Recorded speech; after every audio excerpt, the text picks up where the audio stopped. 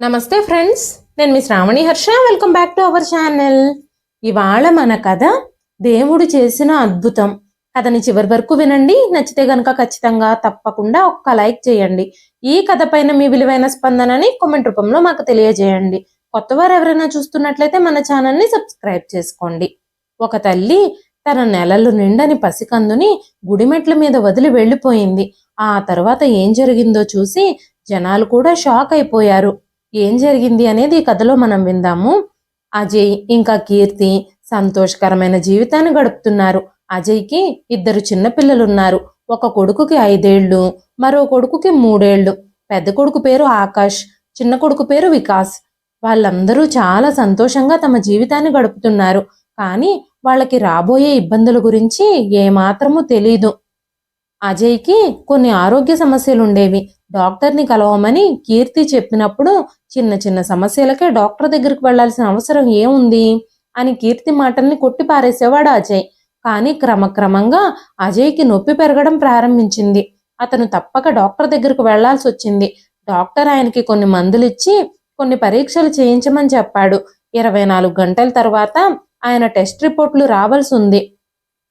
కీర్తి మనసులో ఏదో తెలియని భయంతో కొట్టుమిట్టాడుతుంది. టెస్ట్ రిపోర్ట్లన్నీ మంచిగా రావాలని పదే పదే దేవుడికి ప్రార్థిస్తూనే ఉంది. రిపోర్ట్ రాగానే డాక్టర్ దగ్గరకు వెళ్ళి రిపోర్ట్లు చూయించినప్పుడు అజయ్కి క్యాన్సర్ ఉందని, అది కూడా చివరి దశలో ఉందని డాక్టర్ చెప్పారు. డాక్టర్ అతనిని ఢిల్లీలో ఉన్న ఎయిమ్స్కి రిఫర్ చేశారు. అక్కడ ట్రీట్మెంట్ మొదలయ్యాక 3 నెలల పాటు డాక్టర్లందరూ చాలా శ్రమించిన తర్వాత కూడా అజయ్ కాస్త కూడా కోలుకోలేదు. ఖరీదైన మందులు, ఇంజెక్షన్లు, కీమోథెరపీలు అన్నీ విఫలమయ్యాయి. కీర్తి ఇంకా అజయ్ ఇద్దరూ ఆశా నిరాశల మధ్య ఊగిసలాడుతూనే ఉన్నారు.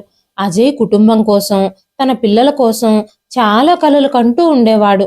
కానీ ఇప్పుడు వాళ్ల కోసం తను ఏమీ చేయలేని పరిస్థితుల్లో ఉన్నాడు. ఆ విషయం గురించి తను చాలా బాధపడుతున్నాడు. కానీ కీర్తి అతన్ని చాలా ఓదార్చింది. మీరు బాధపడకండి, మీ పరిస్థితి ఇంకా విషమంగా మారుతుంది, ధైర్యంగా ఉండండి, మీకేమీ కాదు అని కీర్తి చెప్పడానికి ప్రయత్నించింది. కానీ భర్తతో ఏమీ మాట్లాడలేకపోయింది. దుఃఖంతో తన గొంతు పూడుకుపోయింది. పిల్లలింకా చిన్నవాళ్ళు. ఎలాగోలాగా తను ధైర్యం కోల్పోకుండా కాపాడుకుంటూ వచ్చింది. చివరికి ఎంత కష్టపడినా, ఎన్ని త్యాగాలు చేసినా, ఎంత డబ్బు ఖర్చు పెట్టినా కూడా భర్తను కాపాడుకోలేకపోయింది. బంధువులందరూ వచ్చారు. కార్యక్రమాలన్నీ జరిగిన తర్వాత కొద్ది రోజులకి బంధువులు కూడా తిరిగి ఎవరిళ్ళకి వాళ్ళు వెళ్ళిపోయారు. అంత పెద్ద బాధ్యత తీసుకునే ధైర్యం ఎవ్వరికీ లేదు. కీర్తి కూడా ఇప్పుడు గర్భవతి. దిక్కుతోచని పరిస్థితుల్లో ఉంది. బంధువులు వెళ్ళిపోవడంతో ఒంటరిగా మిగిలిపోయిన కీర్తికి చాలా కష్టమైన రోజులు మొదలయ్యాయి. తన పిల్లలిద్దరితో ఎన్నో కష్టాల మధ్య గడిపింది. ఎలాగోలాగా ఒక 4 నెలలు గడిచిపోయాయి. కీర్తి ఆరోగ్యం కూడా క్షీణించడం మొదలుపెట్టింది.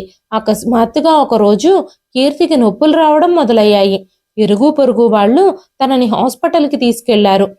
కీర్తి అత్తగారికి కూడా ఆరోగ్యం బాగోలేకపోవడంతో కీర్తికి సహాయంగా ఉండడానికి ఆవిడ కూడా రాలేకపోయింది.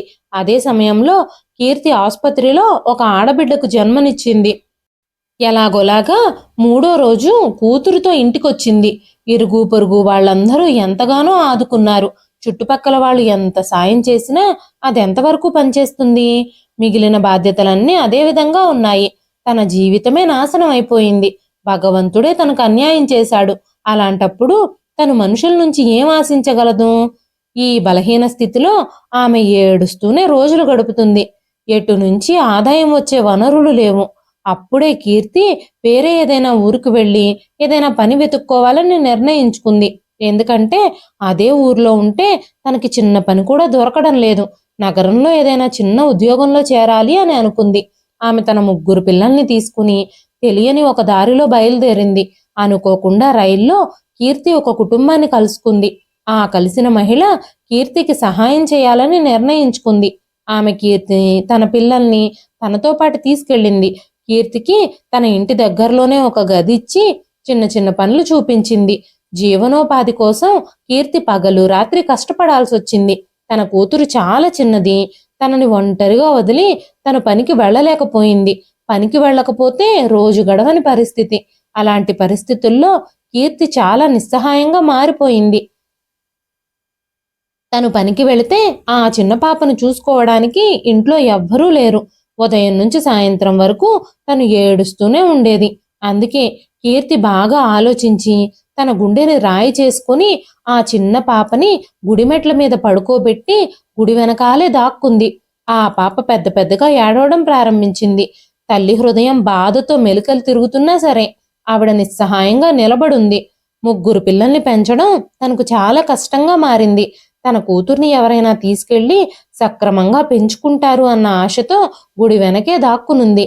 ఎవరైనా తన కూతుర్ని తీసుకెళ్తారేమోనని ఆశగా ఎదురు చూస్తూ ఉంది. అప్పుడే అక్కడికి ఒక స్త్రీ రావడం గమనించింది. ఆవిడ ఆ చిన్నపిల్ల ఏడుపు విని దగ్గరకొచ్చింది. మెట్ల మీద టవల్లో చుట్టి ఉన్న ఒక అందమైన చిన్ని పాపని గమనించింది. పరిగెత్తుకుంటూ వెళ్ళి ఆ పాపని తన ఒడిలోకి ఎత్తుకొని తన తల్లిదండ్రులు ఎక్కడైనా ఉన్నారేమోనని చుట్టూ చూడడం మొదలుపెట్టింది. కానీ అక్కడ ఆవిడికి ఎవ్వరూ కనిపించలేదు. ఆవిడ ఒళ్ళోకి తీసుకున్న తరువాత ఆ చిన్ని పాప కాస్త శాంతించింది. ఏడుపు కూడా కాస్త ఆపింది. ఆ పాపని తన ఒడిలోనే ఉంచుకొని దేవుడికి పూజ చేసి బిడ్డను తీసుకుని ఇంటికి తిరిగొచ్చింది. ఆ రోజు తన చేతిలో ఉన్న చిన్ని పాపను చూసి ఆ ఇంట్లో ఉన్న భర్త ఆశ్చర్యపోయాడు. విషయం అంతా తెలిసిన తర్వాత పోలీసులకు ఫోన్ చేశాడు. పోలీసులు వెంటనే ఇంటికొచ్చి కంప్లైంట్ తీసుకొని ఆ పాపని అనాథాశ్రమానికి పంపించమని, తల్లిదండ్రులు దొరికే వరకు ఆ పాపని అనాథాశ్రమంలోనే ఉంచుతామని చెప్పారు. అయితే ఆ పాపని అనాథ శరణాలయానికి పంపాల్సిన అవసరం లేదని అమర్ ఇంకా రూప చెప్పారు. తల్లిదండ్రులు దొరికే వరకు ఆ పాపను మేమే చూసుకుంటామని చెప్పారు వాళ్ళిద్దరూ. తల్లిదండ్రులు దొరికినప్పుడు ఆ పాపని మేమే వాళ్ళకి అప్పగిస్తామని వాళ్ళు చెప్పారు. అమర్ ఇంకా రూపాలకి పెళ్ళై 5 ఏళ్ళయింది. వాళ్ళకి ఇంకా పిల్లలు పుట్టలేదు. వాళ్ళిద్దరూ డాక్టర్కి చూయించుకొని మందులు వాడుతున్నారు. ఎన్నో దేవుళ్ళకి మొక్కుకుంటున్నారు. అయినా సరే వాళ్ళకి పిల్లలు పుట్టలేదు. అన్ని వైపుల నుంచి నిరాశ చెందుతున్నారు వాళ్ళిద్దరూ. అలాంటి సమయంలోనే భగవంతుడు ఆ చిన్ని పాపని రూప ఒడిలోకి చేర్చాడు. రూపలో మాతృత్వపు మమకారం చిగురించింది. ఆ చిన్న పాపకు కూడా అప్పుడు బ్రతకడానికి ఒక దారి దొరికినట్టు అనిపించింది. దేవుడే ఆ అమ్మాయిని తన దగ్గరికి పంపించినట్టు వాళ్ళు భావించారు. మెల్లమెల్లగా రోజులు గడుస్తున్నాయి. ఇప్పుడు ఆ పాప తల్లిదండ్రులు దొరికితే పాపని తమ నుంచి దూరం చేసేస్తారేమోనన్న భయం మొదలైంది రూపాలో. కానీ ఆ పాప తండ్రి చనిపోయాడని, పాప తల్లి ఆ పాపని పెంచలేకే గుడి దగ్గర వదిలేసిందని వాళ్ళకి తెలియదు కదా.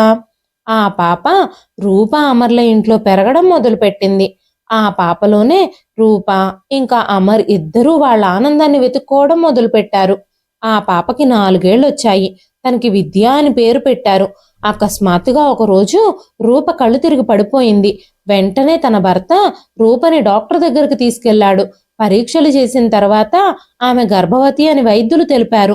చీకట్లో ఒక ఆశాకిరణం ఉద్భవించినట్టు వాళ్ళకు అనిపించింది. ఇప్పుడిక వాళ్ళు విద్యని మరింత ప్రేమించడం ప్రారంభించారు. ఆ ఇంటికి విద్య వచ్చిన వేళ విశేషం. రూప గర్భవతి అయిందని విద్యని వాళ్ళు అదృష్టంగా భావించారు. తను తల్లిదండ్రుల ప్రేమ ఆప్యాయతను పొందుతుంది. రూప అమర్ ఇద్దరూ విద్య ప్రతి కోరికను తీర్చడానికి ప్రయత్నించారు. ఆ ఇంట్లో రూపాకి మళ్ళీ అబ్బాయి పుట్టాడు. కొడుకు పుట్టడం వల్ల విద్య మీద ఏమాత్రం వాళ్ళకి ప్రేమ ఆప్యాయతలు తగ్గలేదు. విద్య స్కూలుకు వెళ్ళడం మొదలుపెట్టింది. స్కూల్ నుంచి రాగానే తమ్ముడితో కూడా ఆడుకునేది.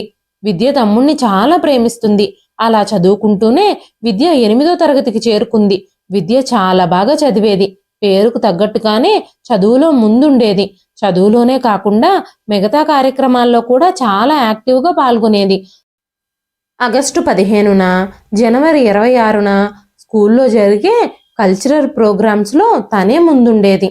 ఆ స్కూల్ వాళ్ళు ఒకరోజు 8వ తరగతి పిల్లలందరినీ ఎన్సీసీ క్యాంపుకి తీసుకెళ్లాల్సిన సమయం వచ్చింది. అప్పుడు తల్లిదండ్రులు ఇద్దరూ 8 రోజులు విద్యకి దూరంగా ఉండడానికి అస్సలు ఒప్పుకోలేదు.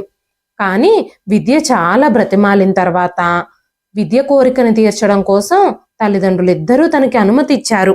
విద్య చాలా సంతోషించింది. ఎన్సీసీ క్యాంపుకి బయలుదేరడానికి సిద్ధమైంది. ఆహార పదార్థాలు, యూనిఫామ్లు, ముఖ్యమైన వస్తువులన్నీ పెట్టి తన బ్యాగ్ని తల్లిదండ్రులు ఇద్దరూ కలిసి రెడీ చేశారు. మరుసటి రోజు మిగతా విద్యార్థులతో కలిసి ట్రైన్లో ఎన్సీసీ క్యాంపుకు బయలుదేరింది విద్య. క్యాంపులో ఉదయం గంటసేపు వ్యాయామం చేశారు. ఆ తర్వాత టిఫిన్ తిన్నారు. ఆ తర్వాత కవాతులు నిర్వహించారు. అదేవిధంగా రోజంతా వివిధ కార్యకలాపాలు జరిగిపోయాయి. మధ్యాహ్నం భోజనం తర్వాత విద్యార్థులందరూ కాసేపు విశ్రాంతి తీసుకున్నారు. రాత్రికి క్యాంప్ ఫైర్ ఉంది. అక్కడ వివిధ రకాల సాంస్కృతిక కార్యకలాపాలు జరుగుతున్నాయి. విద్య పార్టిసిపేషను ఇంకా స్పీడ్ వల్ల తన టీం అన్నింటిలోనూ మొదటి స్థానంలోనే నిలిచింది. ఆ తర్వాత రోజు పిల్లలందరూ అడవిలో వాకింగ్కి వెళ్లాల్సి వచ్చింది. వాళ్ళందరూ టీచర్స్ ఇచ్చిన సంకేతాల ప్రకారం ముందుకు వెళ్ళి మళ్ళీ తిరిగి అదే మార్గాన్ని అనుసరించి వెనక్కి రావాలి. విద్యార్థులంతా బయలుదేరి సిగ్నల్ సహాయంతో ముందుకు సాగారు. ఇంతలోనే దారిలో ఒక చెరువు కనిపించింది. వర్షం కారణంగా అది నీటితో నిండిపోయింది. అదే సమయంలో ఆ చెరువు దగ్గరికి ఒక చిన్న పాప వచ్చింది. అప్పుడే విద్య చూపు ఆ అమ్మాయి మీద పడింది. ఆ అమ్మాయి నీళ్లల్లో పడకుండా పరిగెత్తుకుంటూ వెళ్ళి ఆ అమ్మాయిని నీళ్లల్లో పడిపోకుండా కాపాడే ప్రయత్నం చేయాలనుకుంది విద్య. అయితే విద్య అక్కడికి చేరుకునే సమయానికే ఆ చిన్న పాప నీటిలో పడిపోయి మునిగిపోవడం ప్రారంభించింది. సగం మునుగుతూ సహాయం కోసం పిలుస్తూ ఉంది ఆ పాప. కానీ అక్కడ ఎవ్వరూ లేరు. అక్కడ ఉన్న సగం మంది పిల్లలకి ఏమీ అర్థం కాకపోవటంతో విద్యనే ఆ పాపని రక్షించేందుకు స్వయంగా చెరువులోకి దూకేసింది. విద్యకి ఈత తెలుసు. ఎలాగోలాగా ఆ పాపని రక్షించి నీటిలో నుంచి బయటకు తీసుకొచ్చింది. ఆ శబ్దాలకి చుట్టుపక్కల వాళ్ళందరూ పరిగెత్తుకుంటూ వచ్చారు. ఆ అమ్మాయి తల్లి తండ్రి కూడా ఆ పాప కోసం వెతుకుతూ అక్కడికి చేరుకున్నారు. కూతుర్ని ఆ స్థితిలో చూసి వాళ్ళిద్దరూ చాలా కలత చెందారు. విద్య వల్లే తమ కూతురు రక్షించబడింది అని తెలియగానే వాళ్ళిద్దరూ విద్యకి కృతజ్ఞతలు చెప్పి బోలెడన్ని ఆశీస్సులు ఇచ్చారు.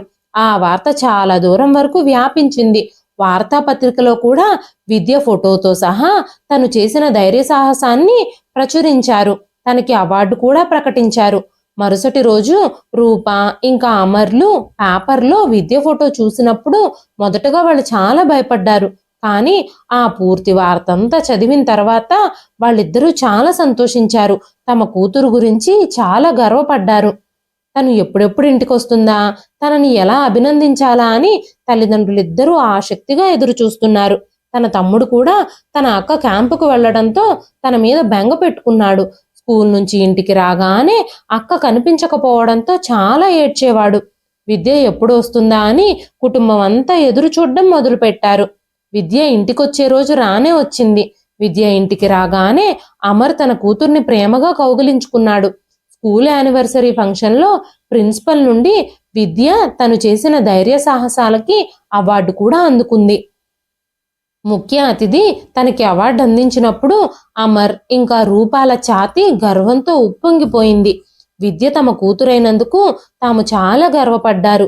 ఈ ఆనందాన్ని వాళ్ళు కలలో కూడా ఊహించలేదు. విద్య వాళ్ళిద్దరికీ ఎంతో గొప్ప ఆనందాన్ని తీసుకొచ్చి పెట్టింది. తమ కూతురు గురించి వాళ్ళిద్దరూ చాలా గర్వపడ్డారు. మరొక వైపు ఆ రోజు నిస్సహాయ స్థితిలో కీర్తి గుడిమెట్ల మీద తన కూతుర్ని వదిలేసినప్పుడు ఆ గుడిమెట్ల మీద నుంచి ఎవరో గుర్తు తెలియని మహిళ తన కూతుర్ని తీసుకెళ్లడం చూసింది. ఆ మహిళ బిడ్డను తన ఒడిలో పెట్టుకున్న తీరును చూస్తూ ఉంటే బిడ్డని ప్రేమగానే చూసుకుంటుంది అని అనిపించింది కీర్తికి. ఆ అమ్మాయిని వెంబడించాలి అని అనుకుంది. కానీ ఇంట్లో తన కొడుకులిద్దరూ ఒంటరిగా ఉండడంతో తన కోసం ఎదురు చూస్తూ ఉంటారని ఆలోచించి పిల్లల దగ్గరకు వెళ్ళిపోయింది. చిన్నపిల్లవాడు వికాస్కి ఇంకా చెల్లెల గురించి అడిగేంత తెలివితేటలు లేవు. కానీ పెద్ద కొడుకు ఆకాష్ మాత్రం తల్లిని అమ్మా పాప ఎక్కడా అని అడిగాడు. కీర్తి ఏం సమాధానం చెబుతుంది? మౌనంగా ఉండిపోయింది. తల్లి మౌనాన్ని బట్టి తండ్రిలాగానే పాప కూడా దేవుడి దగ్గరికి వెళ్ళిపోయిందేమోనని ఆ బాబుకి అర్థమైంది. ఇక కీర్తి బలహీనమైన శరీరంతో పనిచేయడం ప్రారంభించింది. తను చాలా విచారంగా ఉంది. కానీ తన మనసుని బలపరుచుకుంది. పిల్లలిద్దరి కోసం ధైర్యంగా పనిచేయాలని నిర్ణయించుకుంది. ఇప్పటికే పిల్లల్ని స్కూల్లో జాయిన్ చేయలేదు. 1 సంవత్సరం వృధా అయిపోయింది. వచ్చే ఏడాదైనా ఆ పిల్లల్ని స్కూల్లో చేర్పించాలి అని అనుకుంది. పక్కన పిల్లల నుంచి పాత పుస్తకాలు తీసుకొని ఇంట్లో పిల్లలకి అక్షరాలు నేర్పించడం ప్రారంభించింది. ఇరుగు పొరుగు వాళ్ళు కూడా తన నిస్సహాయతను చూసి తనకు చేతనైనంత సాయం చేస్తూనే ఉండేవాళ్ళు. ఒక మహిళ కీర్తిని చూసి జాలిపడి తన పాత కుట్టు మిషన్ని కీర్తికిచ్చింది. కీర్తి దాన్ని కాస్త రిపేర్లుంటే చేయించుకొని సమీపంలో నివసించే వాళ్ళందరి బట్టలు కుట్టడం, దాని ద్వారా జీవనోపాధిని పొందడం ప్రారంభించింది. స్వెటర్లు అల్లడం, బట్టలు కుట్టడం మొదలుపెట్టింది. కొన్ని షాపుల వాళ్లతో సంప్రదించి స్వెటర్లన్నీ షాపుల్లో ఇచ్చేది. ఆవిడ తయారు చేసిన స్వెటర్లని జనాలు చాలా ఇష్టపడడం మొదలుపెట్టారు. ఆ స్వెటర్లకి షాపులలో గిరాకీ కూడా పెరిగింది. మిగిలిన సమయాల్లో తను సీజన్లకి అనుగుణంగా మామిడికాయలు, నిమ్మకాయలు, ఉసిరికాయలు, ఇంకా టమాటా పచ్చళ్ళు పెట్టి అమ్మడం ప్రారంభించింది. తను చేసిన పచ్చళ్ళు ప్రజలు ఇష్టపడి తినడం మొదలుపెట్టారు. అలా తన పచ్చళ్లకు కూడా డిమాండ్ పెరిగింది. ఈ విధంగా తన బ్రతుకు చక్రం కదలడం మొదలైంది. ఆ తర్వాత సంవత్సరంలోనే కీర్తి తన పిల్లలిద్దరినీ స్కూల్లో చేర్పించింది. ఈ విషయంలో తన ఇంటికి సమీపంలో ఉన్న టీచరు కీర్తికి ఎంతగానో సహకరించింది. తను వాళ్ళ పిల్లలకి స్కూల్ ఫీజులు కూడా మాఫీ చేసింది. ముందు సంవత్సరం పిల్లల దగ్గర నుంచి పుస్తకాలు తీసుకొని ఈ పిల్లలకి ఇప్పించింది. కీర్తి కొడుకు ఆకాష్ చాలా తెలివైనవాడు. తనకి తన తండ్రి కొద్ది కొద్దిగా గుర్తున్నాడు. తన తండ్రి గొంతు తన చెవుల్లో ఎప్పుడూ ప్రతిధ్వనిస్తూనే ఉండేది. నా కొడుకు పెద్దవాడయ్యాక పెద్ద డాక్టర్ అవుతాడు అని ఎప్పుడూ తన తండ్రి చెబుతూ ఉండేవాడు. అంత చిన్న వయసులోనే జీవితంలోని చేదు సత్యాల్ని తను ఎదుర్కోవాల్సి వచ్చింది. వాటిని అర్థం చేసుకోవాల్సి వచ్చింది. అతని ఇంటి పరిస్థితుల వల్ల అతను వయసు కంటే ముందుగానే పరిణతి చెందాడు. తన తల్లి కష్టపడడం చూసి, వాళ్ళ పేదరికం చూసినప్పుడు తన హృదయంలో చాలా బాధ కలిగేది. పనుల కారణంగా పిల్లలతో తక్కువ టైమే స్పెండ్ చేసేది కీర్తి. అయినప్పటికీ పిల్లలకి నేర్పించడానికి, హోంవర్కులు రాయించడానికి సమయాన్ని ఎలాగోలాగా కేటాయించుకునేది. చాలా వరకు పిల్లలిద్దరి తెలివితేటలతో పగలు రాత్రి కష్టపడి చదివేవాళ్ళు. వాళ్ళ నాన్న కలలు నెరవేర్చాలని ఇద్దరూ అర్థం చేసుకున్నారు. ప్రతి తరగతిలోనూ మంచి మార్కులతో ఉత్తీర్ణత సాధించారు. పిల్లల సత్ప్రవర్తన కారణంగా టీచర్లు కూడా వాళ్ళని చాలా గౌరవించేవారు, ప్రేమించేవారు. ఆకాష్ ఇంటర్మీడియట్ పూర్తి చేసుకున్నాడు. వికాస్ కూడా మంచి మార్కులతో 10వ తరగతిలో ఉత్తీర్ణత సాధించాడు. ఆకాష్ పెద్దవాడై తన తల్లికి సాయం చేయాలని నిర్ణయించుకున్నాడు. అంతేకాకుండా తన తమ్ముడు తన చదువు కోసం ట్యూషన్లు కూడా చెప్పడం మొదలుపెట్టాడు. ఒకరోజు ట్యూషన్లో తను పిల్లలకి పాఠాలు చెప్పేటప్పుడు దూరంగా ఒక చిన్నపిల్లాడు నిశ్శబ్దంగా కూర్చోవడం చూశాడు. అలా 3-4 రోజులు కొనసాగింది. ఒంటరిగా ఉన్న ఆ పిల్లాడిని గుర్తించి అక్కడికొచ్చి కూర్చోవడానికి గల కారణం అడిగాడు ఆకాష్.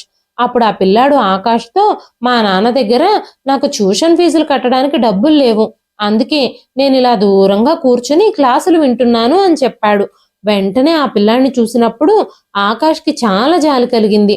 నువ్వు అలా దూరంగా కూర్చోవలసిన అవసరం ఏమీ లేదు, నువ్వు దగ్గరగానే కూర్చో, నాకు డబ్బులేమీ ఇవ్వనవసరం లేదు, నేను నీకు ఫ్రీగానే నేర్పిస్తాను అని చెప్పాడు. ఆ తర్వాత ఆకాష్కి మెడిసిన్లో సీట్ వచ్చింది. ఇరుగు పొరుగున తెలిసిన ఒక బ్యాంక్ అధికారితో మాట్లాడి ఎడ్యుకేషన్ లోన్ కూడా అప్రూవ్ చేయించుకున్నాడు. మెడికల్ కాలేజీలో సీటు పొందాడు. అప్పుడే కీర్తికి తన భర్త కలల్ని నెరవేర్చగలనన్న ఆశ కలిగింది. ఆ ఆనందంతో తన పిల్లల్ని కౌగిలించుకొని కన్నీళ్లు పెట్టుకుంది. తన కష్టానికి తగిన ప్రతిఫలం దక్కిందని భావించింది. మరోవైపు అమర్ ఇంకా రూప తన పిల్లలిద్దరితో రోజంతా ఆనందంగా గడుపుతున్నారు. తమ కూతురు విద్య గురించి వాళ్ళిద్దరూ గర్వపడుతూ ఉండేవారు. చిన్న కొడుకు సూర్య కూడా చదువులో చాలా హుషారుగా ఉండేవాడు. విద్య ఎదుగుతూ ఇంటి పనుల్లో తల్లికి సాయం కూడా చేసేది. అంతేకాకుండా తమ్ముడితో కూడా హోంవర్కులు చేయించేది. తమ్ముడికి తెలియని విషయాలన్నీ చక్కగా వివరించి చెప్పేది. విద్య ఇంటర్మీడియట్ మంచి మార్కులతో పాస్ అయింది. ఆ తర్వాత డిగ్రీ చదివి కాంపిటేటివ్ ఎగ్జామ్స్కి ప్రిపేర్ అవ్వాలి అని అనుకుంది. బిఏలో మంచి మార్కులతో ఉత్తీర్ణత సాధించిన విద్య తన తల్లిదండ్రులతో ఐఏఎస్, ఐపీఎస్ ఎగ్జాములకి ప్రిపేర్ అవ్వాలి అని చెప్పింది. అది ఆడపిల్లలందరికీ సరిపోదని, కోచింగ్లకి చాలా ఖర్చు అవుతుందని, చాలా కష్టపడాల్సి వస్తుందని, అంత ఖర్చు పెట్టలేమని తన తండ్రి చెప్పాడు. విద్య చాలా బాధపడింది. తనకి దొరికిన ప్రతి పుస్తకాన్ని చదివి లోతైన జ్ఞానాన్ని సంపాదించింది. ఒకరోజు తన స్నేహితురాలు అను ఇంటికి విద్య వెళ్ళినప్పుడు తను కాంపిటేటివ్ ఎగ్జామ్స్కి ఫామ్స్ నింపడం చూసింది. నేను కూడా ఫామ్ ఫిల్ చేస్తాను అని చెప్పి తను కూడా ఫారం తెచ్చుకుని ఫిల్ చేసింది విద్య. ఇద్దరూ కలిసి ఫోటోలు దిగారు. మార్కుల షీట్లు కూడా అటాచ్ చేశారు. ఈ పనులన్నింటిలోనూ విద్యకి తన తమ్ముడు సహాయం చేశాడు. ఇదంతా విద్య తన తల్లిదండ్రులకు చెప్పలేదు. అంతేకాకుండా అను వాళ్ళ అన్నయ్య ఆనంద్ కూడా కాంపిటేటివ్ ఎగ్జామ్స్‌కు ప్రిపేర్ అవుతున్నాడు. గ్రూప్ 1, గ్రూప్ 2 ఎగ్జామ్స్‌కి సంబంధించిన పుస్తకాలన్నీ తెప్పించుకొని రోజంతా ఇంట్లోనే కూర్చుని ప్రిపేర్ అవుతూ ఉండేవాడు. రోజు విద్య కూడా అను వాళ్ళ ఇంటికి వెళ్ళి అక్కడే ప్రిపేర్ అవుతూ ఉండేది. విద్యని అను వాళ్ళ ఇంటికి పంపించడానికి విద్య తల్లిదండ్రులిద్దరికీ ఎలాంటి అభ్యంతరమూ లేదు. విద్య తర్వాత ఎంఏలో కూడా అడ్మిషన్ పొందింది. అదే సమయంలో కాంపిటేటివ్ ఎగ్జామ్స్ కోసం చాలా కష్టపడింది. ఆ క్రమంలోనే గ్రూప్ 1 ఎగ్జామ్లో కూడా ఎలాగైనా సెలెక్ట్ అవ్వాలని తను చాలా ప్రయత్నించింది.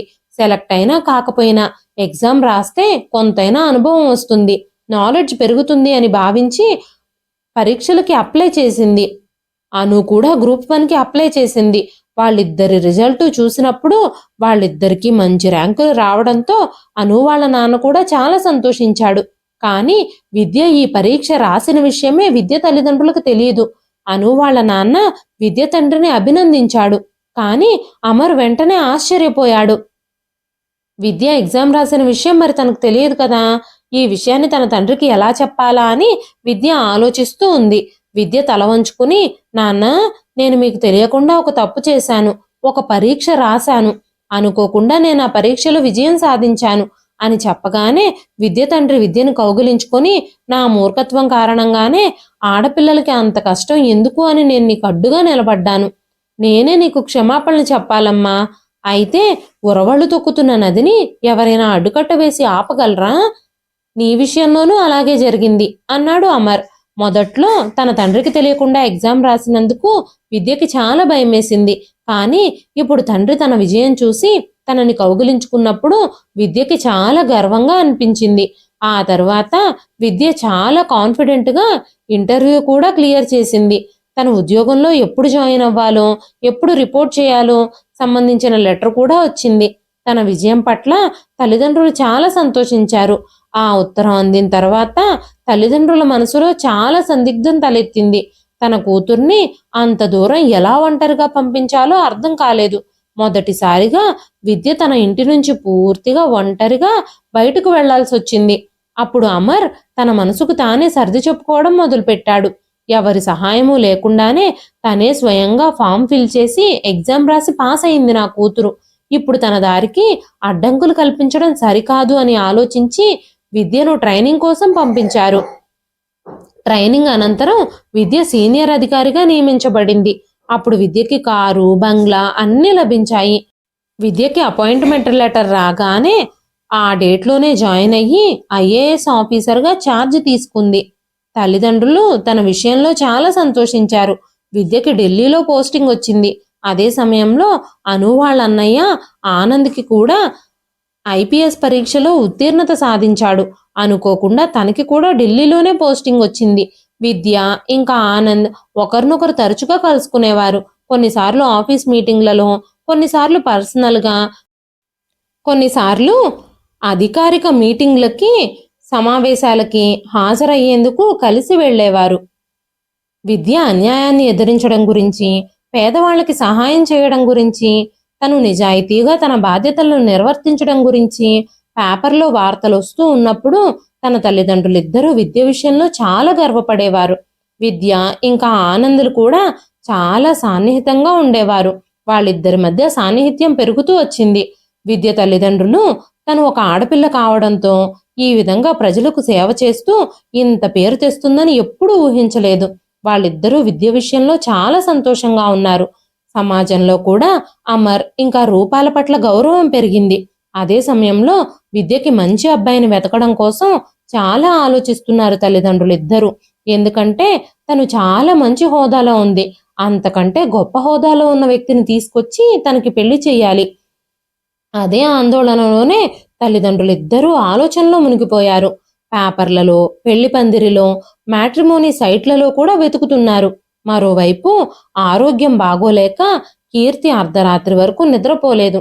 తన మనసులో విచిత్రమైన గందరగోళం, రకరకాల ఆలోచనలు వస్తున్నాయి. తన పరిస్థితులు విషమించడం వల్లే తను తన చిన్న కూతుర్ని విడిచిపెట్టాల్సి వచ్చింది. కానీ తను ఎక్కడుందో, ఏ స్థితిలో ఉందో అని కీర్తి ఆలోచించని రోజే లేదు. తను బాగానే ఉండుంటుందిలే అని రోజు తన మనసుకి సర్ది చెప్పుకుంటూనే ఉంది కీర్తి. ఆ రోజు తను సరైన నిర్ణయమే తీసుకుంది, లేదంటే తన 3 పిల్లలకి తను న్యాయం చేయలేకపోయేది. ఆ ఆలోచనలతోనే తన మనసుకు సర్ది చెప్పుకుంటూ ఓపిక తెచ్చుకొని లేచి మందు తాగి మళ్ళీ నిద్రలోకి జారుకుంది. ఉదయం లేచి చూసేసరికి 6 గంటలయ్యింది. తొందరగా లేచి 2 కొడుకుల్ని లేపి వాళ్ళిద్దరూ ఫ్రెష్ అయిన తర్వాత టిఫిన్ ఏర్పాట్లు చేయడం ప్రారంభించింది. చిన్న కొడుకు వికాస్ పోటీ పరీక్షలకు సిద్ధమవుతున్నాడు. అతనికి తొందరలోనే మంచి ఉద్యోగం రావాలని, కుటుంబానికి సహాయంగా ఉండాలని చాలా కష్టపడుతున్నాడు. కొడుకులిద్దరూ త్వరగా లేచి తయారవుతున్నారు. అప్పటికే టిఫిన్ ఏర్పాట్లన్నీ చేసేసింది కీర్తి. ఆకాష్ ఎంబీబీఎస్ చివరి సంవత్సరం చదువుతున్నాడు. తనకి ఇంటర్న్షిప్ జరుగుతుంది. 9 గంటలకల్లా రౌండ్స్లో ఉన్నాడు. అతను మిగిలిన జూనియర్ డాక్టర్లతో పాటు రౌండ్స్కు వెళ్ళాడు. ఈ ఫీల్డ్లో అతనికి చాలా రకాల రోగుల్ని కలిసే అవకాశాలు లభించాయి. ఆ సమయంలో చాలా మంది వ్యాధులతో బాధపడుతున్న వారిని కలుసుకునేవాడు. ఈ విధంగా తనకు చాలానే అనుభవం పెరుగుతూ వచ్చింది. ఈ క్రమంలోనే తను చాలా విషయాలు నేర్చుకున్నాడు. ఇది ఆకాష్కి చివరి సంవత్సరం. తను బాధపడాల్సిన అవసరం లేదు. అతని మంచి నడవడిక వల్ల, తను కష్టపడి చదవడం వల్ల సీనియర్ డాక్టర్లందరికీ తన మీద మంచి ఇంప్రెషన్ ఉంది. ఆకాష్ జూనియరు శృతి అనే అమ్మాయి ఉంది. వాళ్ళ నాన్నకి నగరంలోనే పెద్ద ఆసుపత్రి ఉంది. కలిసి చదువుకునేటప్పుడు ఆకాష్ ఇంటి పరిస్థితులన్నీ శృతికి తెలుసు. శృతి తన కృషికి, పట్టుదలకి, ధైర్యానికి చాలా ఇంప్రెస్ అయ్యింది. తను ఎంత కష్టపడుతున్నాడో చిన్నప్పటి నుంచి చూసింది. ఈ రోజు తన స్వశక్తితో ఈ స్థాయికి చేరుకున్నాడు ఆకాష్. శృతి తన తండ్రి ఆసుపత్రిలో డాక్టర్ అవసరం ఉందని తెలుసుకున్నప్పుడు ఆకాష్ గురించి తన తండ్రికి చెప్పింది. తను చాలా ఆత్మగౌరవం ఉన్న వ్యక్తి అని, తను ఆసుపత్రిలో ఉంటే మన ఆసుపత్రికే మంచి పేరు వస్తుందని చెప్పింది. ఎంబీబీఎస్ పట్టా పొందిన తర్వాత శృతి వాళ్ళ నాన్న తన హాస్పిటల్లో డాక్టర్గా తనకి ఆఫర్ లెటర్ ఇచ్చాడు. ఆ లెటర్ అందుకున్నప్పుడు ఆకాష్ చాలా సంతోషించాడు. డాక్టర్గా జాయిన్ అయిన తరువాత మొదటి జీతం అందుకున్న తరువాత తన ఇంటినంతటినీ పోషించడంతో పాటు మెల్లమెల్లగా తన అప్పులు కూడా తీర్చుకుంటూ వచ్చాడు. ఇప్పుడిక తన తల్లి కష్టపడటం చూడలేకపోయాడు ఆకాష్.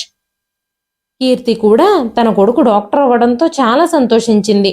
ఆకాష్ ఒకరోజు రూమ్లో పేషెంట్ని చెక్ చేస్తూ ఉన్నప్పుడు అట్నుంచి శృతి వెళ్లడం చూశాడు. ఆ తర్వాత తను ఎంక్వైరీ చేసినప్పుడు ఈ హాస్పిటల్ ఎండి శృతి వాళ్ళ నాన్నే అని, తన తండ్రిని కలవడానికే శృతి అప్పుడప్పుడు అక్కడికి వస్తూ ఉంటుందని తెలిసింది. తను చదువు పూర్తవ్వగానే ఇంత పెద్ద హాస్పిటల్ నుంచి ఆఫర్ లెటర్ రావడం తనకి ఆశ్చర్యంగా అనిపించింది ఆ రోజు. కానీ ఇప్పుడే అదంతా ఎలా జరిగిందో తను అర్థం చేసుకున్నాడు. శృతిని కలుసుకొని కృతజ్ఞతలు తెలియజేయాలి అనుకున్నాడు. శృతి కూడా అమెరికాలో తన ఎండి పూర్తి చేసిన తర్వాత అదే హాస్పిటల్లో డాక్టర్గా జాయిన్ అయ్యింది. శృతి ఇంకా ఆకాష్ ఇద్దరూ చాలా కష్టపడి హాస్పిటల్లో ప్రతి కేసుని చాలా సమర్థవంతంగా నిర్వహించేవారు. చాలా కష్టమైన రోగాన్ని కూడా వాళ్ళు నయం చేయడానికి ప్రయత్నించేవారు. రోగులతో కూడా చాలా బాగా ప్రవర్తించేవారు. ప్రజలందరూ ఆకాష్ని చాలా ఇష్టపడేవారు. ఆకాష్ ఇంకా శృతిల కారణంగా ఆ ఆసుపత్రి చాలా వేగంగా అభివృద్ధి చెందింది. ఆకాష్ పేరు వినగానే చాలా దూర ప్రాంతాల నుంచి కూడా వైద్యం కోసం రోగుల ఆసుపత్రికి వచ్చేవారు. ఆకాష్ ఇంకా శృతి ఆ ఆసుపత్రికి మూల స్తంభాలయ్యారు. కాలక్రమంలో ఆకాష్, శృతి ఇద్దరూ పెళ్లి చేసుకుని ఒక్కటయ్యారు. విద్య ఇంకా ఆనంద్ కూడా తమ ప్రేమ విషయం ఇంట్లో చెప్పి ఇరు కుటుంబాల అంగీకారంతో వాళ్ళిద్దరూ కూడా ఒకటయ్యారు. కీర్తి చిన్న కొడుకు వికాస్కి కూడా కాంపిటేటివ్ ఎగ్జామ్స్లో మంచి ఉద్యోగం దొరికింది. ఆ రోజు కీర్తి తీసుకున్న ఒకే ఒక్క నిర్ణయం అందరి జీవితాల్ని మార్చేసింది. లేదంటే తన 3 బిడ్డల జీవితాలు నాశనం అయిపోయి ఉండేవి. అసలు వాళ్ళ పరిస్థితి ఎలా మారిపోయి ఉండేదో ఎవరూ ఊహించలేకపోయి ఉండేవారు. దీన్నే దేవుడు చేసిన అద్భుతం అంటారు. భగవంతుడు ప్రతి ఒక్కరిని చూస్తూనే ఉంటాడు. ప్రతి సమస్యకి తగిన పరిష్కారాన్ని చూపెడుతూనే ఉంటాడు. ఇదండి ఈ రోజు కథ. ఈ కథ మీకు ఎలా అనిపించింది? కీర్తి తన కూతుర్ని గుడిమెట్ల మీద వదిలివేయడం ఎంతవరకు కరెక్ట్ అని మీరు భావిస్తున్నారు? మీ విలువైన అభిప్రాయాలని కామెంట్ రూపంలో మాకు తెలియజేయండి. కథ నచ్చితే ఒక్క లైక్ చేయండి. మరెన్నో ఇలాంటి ఇంట్రెస్టింగ్ కథల కోసం మన ఛానల్ని సబ్స్క్రైబ్ చేసుకోండి. ఈ కథ పైన మీ విలువైన స్పందనని కామెంట్ రూపంలో మాకు తెలియజేయండి.